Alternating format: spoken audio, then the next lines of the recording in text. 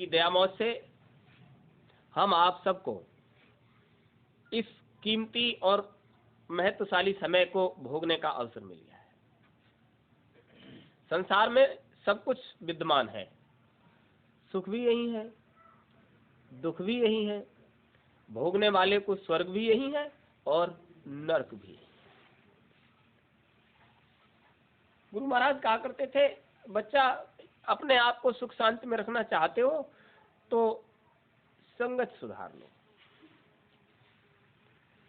क्योंकि जैसी संगति होगी वैसी ही रंगति होगी।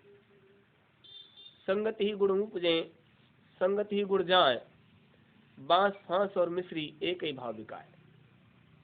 केवल संगति का प्रभाव है। तो कभी कभी प्रारब्ध से हमारी संगति ऐसी हो जाती है कि हम बहुत चाहते हुए भी अपना भला खुद नहीं कर पाते। हम जान रहे होते हैं कि इस व्यवहार से हमें नुकसान हो जाएगा और हम नहीं करेंगे, लेकिन संगति में पड़कर आपको उसी धार पर चलना पड़ता है और भुगतना भी पड़ता है। तो आज तक संसार में जितने आए सबने संगति का प्रभाव देखा, लेकिन होता क्यों है ये सब? आप अपने मन में बहुत अच्छे हो, कार व्यवहार बहुत बढ़िया, किसी की निंदा बुराई नहीं करते, लेकिन आज ही तो नहीं कर रहे हो। कभी जरूर आपने ऐसा प्रारब्ध बना लिया है कि इतिहास आपके बारे में जब चर्चा करता है तो कोई न कोई, कहीं भाई, कहीं पिता, कहीं माता, कहीं परिवार के सदस्य, कोई रिश्तेदार इस तरह का कार्य कर ही देता है कि उंगली उठ जाती है कि देखो इसके यहाँ ऐसा हुआ था। आप बहुत अच्छे हो। सतयुग से लेकर अब तक का इतिहास जो है वो केवल संगति के प्रभाव से ही बना है। ध्रुव और प्रहलाद की कहानी आपने खूब सुनी। दोनों बालक थे। भक्ति की आज जब चर्चा होती है तो इन बच्चों का नाम पहले लिया जाता है। भगवान पर बहुत आस्था थी इन्हें। जब उनका नाम लिया जाता है, आस्था की चर्चा आती है, तो मन ये कहता है कि वो बच्चे थे, कुछ नहीं कर सकते थे, लेकिन उनकी आस्था ने, उनके विश्वास ने, उनके प्रेम ने आज इतिहास में उन्हें अमर कर दिया। तो हम क्या नहीं कर सकते? हम भी तो कर सकते हैं वो काम, लेकिन संगत हमें वो करने नहीं। हम वो काम कर सकते हैं, संगत क्यों नहीं करने देती? क्योंकि हमारा जो अंतःकरण है वो दुर्बल है, मतलब कमजोर है। जो बात सोचते हैं, सोच तो लेते हैं, लेकिन उसे अंजाम तक पहुंचाने में मन कमजोर पड़ जाता है और हम उस काम को नहीं कर पाते। इन सबको इतिहास में चमकाने के लिए, इतिहास में इन सबको उजागर करने के लिए आज उनकी चर्चाएं जो हो रही हैं, उनके पीछे उस संगत और उन परिस्थितियों का ही हाथ है। अगर प्रहलाद के पिता प्रहलाद के साथ दुर्व्यवहार न करते तो इतिहास बनता ही नहीं। भक्त तो वो पहले भी थे, उस समय भी थे, और भक्ति की उनकी आज भी चर्चाएं जहां भी हो उनकी चर्चाएं होती हैं। ध्रुव के साथ जो गुजरा, अगर उस संगत के बारे में सोचा जाए तो कितने पुण्यात्मा और कैसे परिवार में उतारे गए, कैसे लोगों के बीच में उतारे गए कि बेचारे ने बचपन में ही संकल्प ले लिया हम तो उस मुकाम तक पहुंचकर ही रहेंगे जिसके लिए मनुष्य का शरीर धारण किया जाता है। और आज उन बच्चों की चर्चाएं परम भक्तों में होती हैं। वो तो बालक थे, असमर्थ थे, ज्यादा सामर्थ्य नहीं थी। हाँ, इतना जरूर था, उनका अंतःकरण दृढ़ निश्चयी था। जो संकल्प कर लिया उसको पूरा करने के लिए मतलब लग गए, दिन रात एक ही चिंतन कि जो उद्देश्य है, जो संकल्प है, हम उसको पूरा करेंगे। तो मोटी बात आती है कि हम और आप शायद यही नहीं जान पाए कि हमारे जीवन का उद्देश्य क्या है। उस लक्ष्य को पाने के लिए हमें क्या संकल्प करना है। उस संकल्प को हम कैसे पूरा कर पाए। जब मालिक के दरबार में होते हैं तो लगता है कि हमें ये मनुष्य का शरीर हमारे काम के लिए मिला है, हम जीवात्मा हैं, और जीवात्मा का धर्म साधन है कि शरीर में बैठकर अपने घर जाने का पूरा रास्ता तय करे और इसी शरीर से अपने घर चली जाए। तो ये स्वर्ग नरक, ये दुख सुख, ये तकलीफ, ये पीड़ाएं, ये निंदाएं, ये बुराइयां, ये कष्ट, ये कुछ भी नहीं मिलेगा, क्योंकि उधर इनमें से कोई चीज है ही नहीं। यहाँ तो सब गंदगी का ढेर है। आपको जो पुतला जामा मिला है जिससे आप बहुत स्नेह करते हो, या किसी दूसरे के पुतले से स्नेह करते हो, वो तब तक ही करते हो जब तक जीवात्मा उस शरीर के संबंध में प्रभावी है, और जब जीवात्मा उस शरीर से प्रभावी संबंध खत्म कर देती है फिर कोई किसी से स्नेह प्रेम नहीं करता। बूढ़ा बच्चा और जवान, जब तक शरीर में जीवात्मा चैतन्य है तब तक सब लोग अरे बहुत ये हमारा है, ये अपना है, हम इनके लिए रात दिन परिश्रम कर रहे हैं। जीवात्मा ने संबंध खत्म किया तो जिससे जीवात्मा ने संबंध खत्म किया आप उससे बहुत जल्द ही संबंध खत्म कर देते हो। जिस पुतले को बहुत चाहते थे उसी के साथ जो व्यवहार करना होता है उसको खत्म करने का उपाय। बहुत स्नेही पुत्र है और पिता परम स्नेह करते हैं, और पिता के शरीर से जीवात्मा ने संबंध तोड़ा तो वो स्नेही पुत्र ज्यादा समय इंतजार नहीं करेगा। अब जिस जीवात्मा ने संबंध तोड़ दिया है इस पुतले को किसी तरह से खत्म कर दिया जाए, नष्ट कर दिया जाए, और उसके साथ समाज लग जाता है, और वही होता है जो सबके साथ होता है। पुत्र कितना ही स्नेही है, पिता के सामने यदि उसने जीवात्मा ने संबंध छोड़ दिया पुत्र के शरीर से तो पिता कितना भी स्नेही है उससे लिपटेगा चिपटेगा, लेकिन कर्म क्या करेगा कि उसके शरीर को किसी तरह से उस गति में पहुंचा दिया जाए जो अंतिम स्थिति होती, वो इसमें कहां चला जाता है। एक रोज चर्चा हो रही थी ऐसे ही, तो हमने कहा भाई छत पर डाल के सुखा लेना, मर भी जाए तो मत करना कुछ, छत पर डाल के सुखा लेना। आज तक किसी ने सुखाया है? क्यों? प्रेम नहीं है क्या? प्रेम अपनी जगह है, काल की गति के हिसाब से जो क्रियाकर्म होने हैं वो आपको करने ही हैं। एकदम से मानसिक वृत्ति बदल जाती है।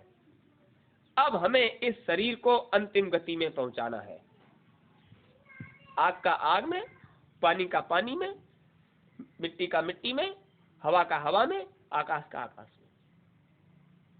कि भाई ठेकेदार हो क्या? अरे जिसने इसका सृजन किया वो खुद ही अपने आप कर लेगा। संसार में मनुष्य शरीर के अलावा तमाम शरीर हैं जिन शरीरों का पाना और छूटना दोनों काम होते हैं। क्या आप करने जाते हो? कुदरत की व्यवस्था है, वो अपने हिसाब से कर लेती है। बस इतना जरूर है कि जब कुदरत अपने हिसाब से करती है तो पास से होकर गुजरते हो तो कपड़ा मुंह पे लगा लेते हो, बदबू आ रही है। क्यों लगा लेते हो? कुदरत अपने हिसाब से करती है। वो चाहे फिर किसी का भी हो, आपका भी जामा हो सकता है।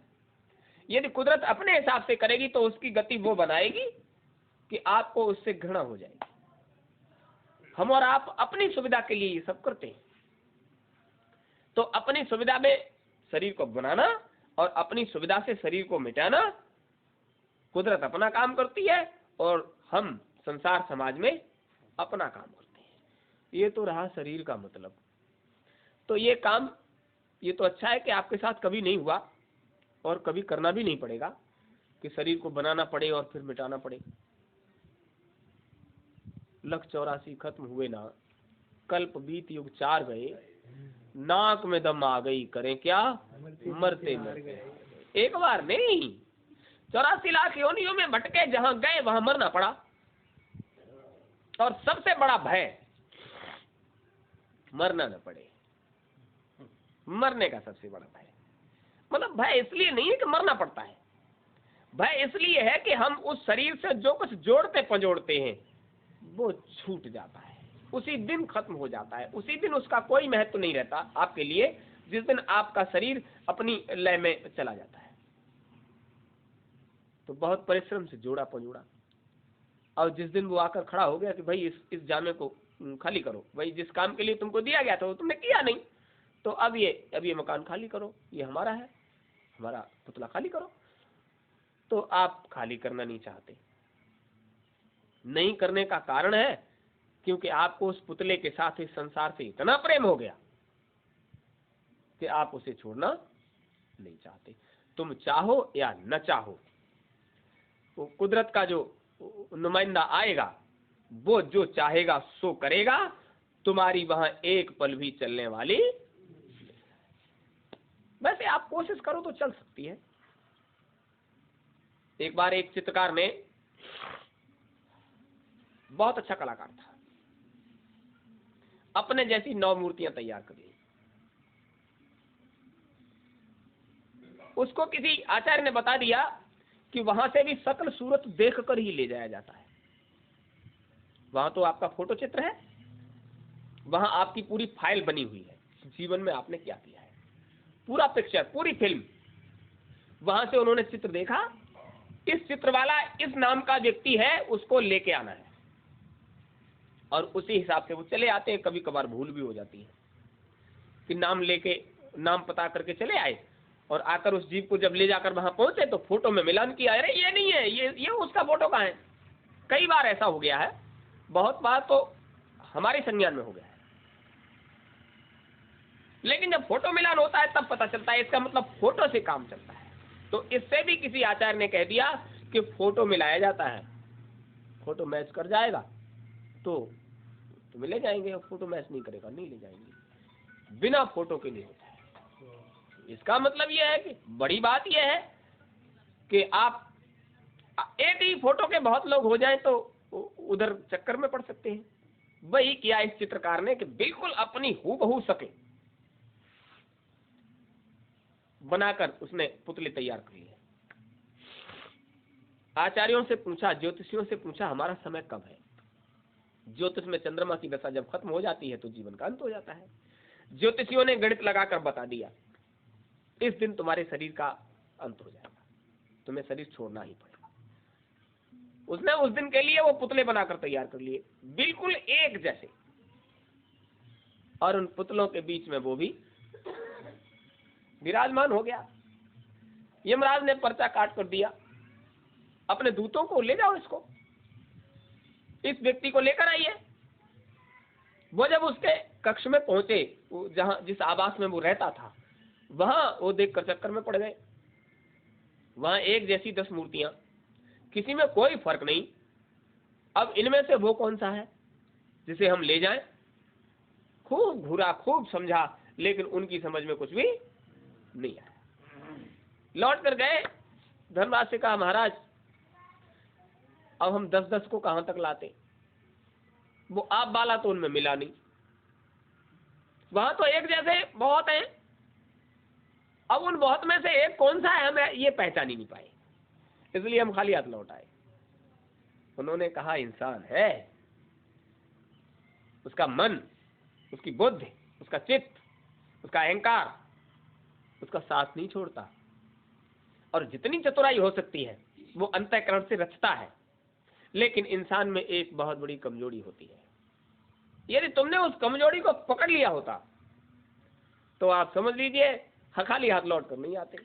तो तुमने उस इंसान की कमजोरी को नहीं पकड़ पाया।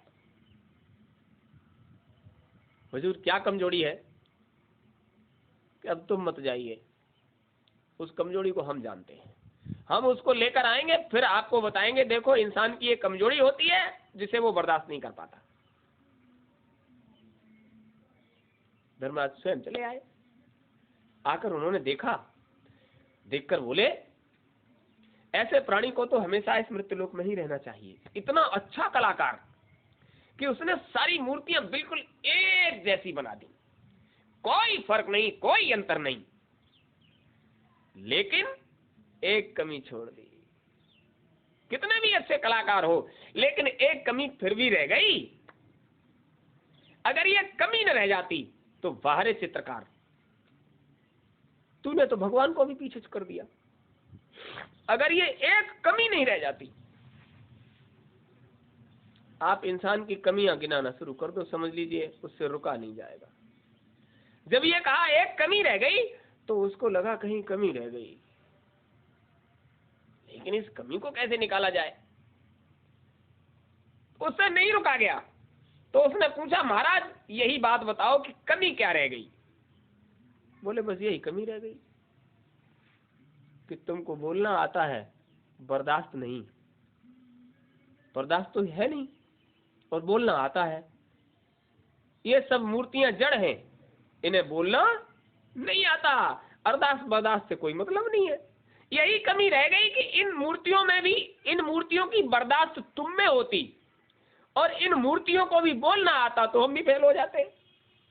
लेकिन कहते ही समझ गया, हमने तो कोई कसर नहीं छोड़ी, फिर भी कोई कमी रह गई। जैसे ही कहा कि एक कमी रह गई, फिर उससे रुका नहीं गया, क्योंकि बहुत अच्छा चित्रकार था। तो कमी कौन सी रह गई ये तो पता चले।